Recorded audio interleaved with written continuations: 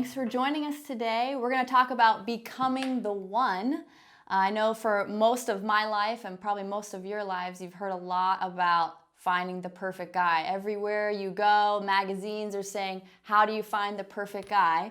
Well, I'd like to spin it a little differently, and it's more about how do you become the woman that you're meant to be, regardless of men, actually. It's really about who God has destined you to be, who God has called you to be, the imprint that He's put on your life, finding that, and then being so free and so abandoned to yourself, then it's pretty attractive, I would say, to any person, men and women, to be so free in who you are. When I think of becoming the one, I think of the story of Adam, actually. When God put him in the garden, it was just him and God, and they were hanging out, they were naming animals. Adam was getting comfortable in his own skin. He was naked, actually. He was getting comfortable with himself. He was getting comfortable with God. And then they name all the animals, and all of a sudden, God's like, who can be a helper for Adam? And they couldn't find anybody, right? And then He brought Eve. That's us. It's such a big deal because I feel like becoming the one, you have to spend time getting to know who you are. You have to spend time in your own nakedness, in your own abandonment, in your own freedom, being comfortable in your own skin.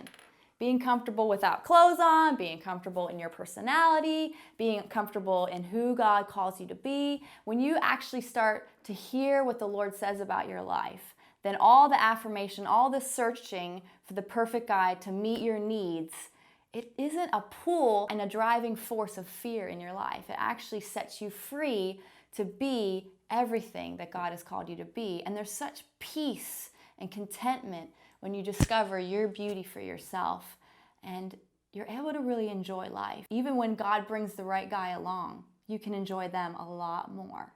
Does that make sense? And so after Adam is with himself and then he brings Eve along, she's naked too. And so I feel like a part of becoming the one is really learning how to walk in that nakedness, learning how to walk in vulnerability, learning how to receive love. Like the essence of receiving love is really showing people the real you.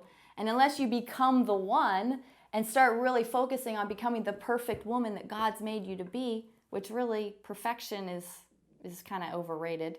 Only God is perfect. He perfects us in our weakness.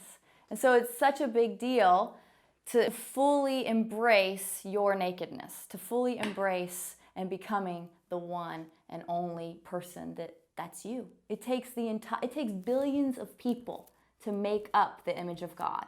Like, you were created in His image.